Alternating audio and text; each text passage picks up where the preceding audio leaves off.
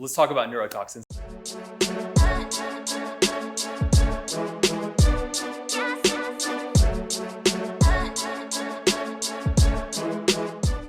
And so there's several different kinds in the market right now. There's the traditional Botox, which is the first one that came to market back in the 1980s. There's Dysport, which is another neurotoxin, and Xeomin and Jeuveau. Now, those are some of the main ones that are on the market. The most popular over time has been Botox, Dysport, and Xeomin. So let's talk about the differences in those. So Botox is dosed in a certain way. I like to do a 1-to-1 dosing, so you have a very concentrated dosing is where one unit is 1 unit of Botox. So you can dilute the Botox to where it takes 2 units in a syringe is actually 1 unit of Botox, so it's more dilute and it spreads over an area. But I just traditionally prefer the more pure and potent version, so where you place it, you know it's going to work. So with Botox, you've probably heard, if you've ever talked to someone who's been doing Botox for a while, that there can be a resistance to it. You know, people who have done Botox over time, it takes more units just about every time you do it over time to get the same result as you had before. You build a little tolerance to it. And so that brings in the next product that I was going to talk about is Xeomin. So Xeomin is a very similar product to Botox, only it's coined the pure form of Botox, in that it lacks some of the proteins that surround the neurotoxin, the molecule itself, and you don't build that tolerance, and that's one of the main reasons why I like to use it. So it's that was why Botox, you build that tolerance. There's a protein attached to it that your body builds antibodies to, and it just takes more and more and more until eventually you really don't get the result that you want. And at that time is usually when your injector will switch you to Dysport or Xeomin. But for my personal preference, because I'm a mobile concierge house call nurse practitioner, I'm out in my car driving around, moving around. So I really actually have a selfish reason for why I like Xeomin is the one I like to use.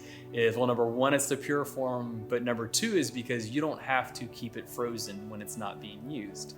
Botox and Dysport, you have to actually keep at a certain temperature frozen throughout the whole time before it's reconstituted for use. If it actually gets brought up to a warmer temperature, the neurotoxins will be inefficient for working and you just won't get the desired result. So with me, I would rather just not even risk that at all and use the one that I can just carry around in my pocket if I wanted to, or in my toolbox for whenever I go to people's houses to take care of them, to be able to use for that. I just feel like I want to guarantee them the result they're going to get and not take a chance that it has warmed up at all. Now the third one is Dysport. So Dysport is a little bit different in that it takes 3 times the number of units to equal 1 unit of Botox or Xeomin. So a lot of times you'll see that priced when you go to spas or to doctor's offices that provide injections for that, is it'll look a little bit cheaper. It'll be like $4 a unit for Dysport when Botox or Xeomin is $12 a unit. It's because it's the 3 times to 1 on the Botox, the Dysport side. So you really have to watch out for that. But it works just as well. You know, they all start working within 4 to 10 days. At day 14, what you have is what you're going to get. It's really kind of reached its potential. Now they last for anywhere from 3 to 6 months. It just depends on the individual. I have some patients that only need injections once every 6 months because their metabolism of the molecules and the neurotoxins is a little bit slower, so they get to maintain that. They're kind of blessed in that manner that they don't have to do it every 3 or 4 months. The other patients, will come to me at 3 or 4 months, just whenever they start noticing that their creases and the movement is coming back in the areas that they wanted to eliminate that in, and we just redose them at that time and take care of it. Now, what are some of the factors that might cause that? Is a patient's metabolism. If their body's just running a little bit faster, or their body just has a taste for that molecule or neurotoxin to be able to burn it up and get that muscle back active, it'll wear off a little bit quicker. Otherwise, is patients that, it kind of goes along with the metabolism, but patients that exercise a lot, runners or people that exercise all the time will tend to burn up that molecule or neurotoxin a little bit quicker than the other ones.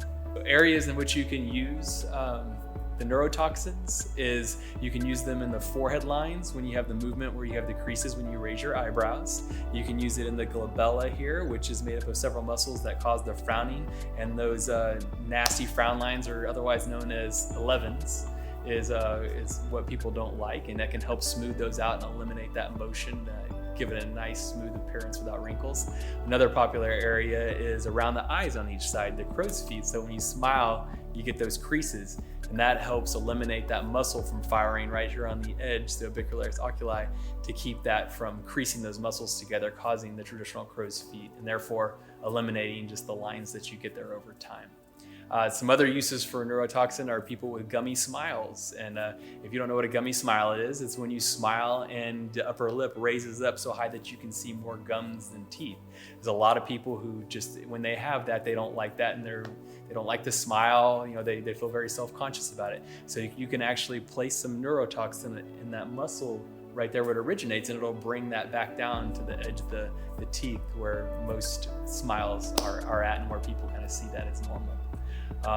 Also use it for TMJ, for people who have temporomandibular joint dysfunction, or people who clench at night, and that masseter muscle becomes very tense all the time and sore and ache. And a lot of times it will stay tense and almost in spasm for those patients and look larger than the average person. So you can actually place neurotoxin in the belly of that muscle in several different places to get that to relax, and sometimes that will cause pain relief. Now, another function that has also that's become popular lately is facial slimming, because people who have the real thick masseters right there, when you inject the Botox, it relaxes it and it causes a thinning effect to their face. So people have been real happy with that lately. It's one of the more popular things. And speaking of popular things, the other thing is the lip flip that's gotten real popular now. Now what that is patients who have the lip here that's a little bit underturned, or if they feel like they have a little bit thinner lips and don't want to go quite as far as getting filler, they want to do something a little bit less expensive and a little easier, is you can take neurotoxin and place it in 1 or 2 areas, just 2 units per injection on each side. And what that does is it actually relaxes the muscle, which is a circular muscle here that pulls in, relaxes it on the top, and allows it to ever so slightly turn up and give them a little bit of a pout and perky lip look. And that lasts about 3 to 4 months, depending on how you metabolize your neurotoxin. But it's kind of a start for someone if they're not wanting to take that step to go to filler.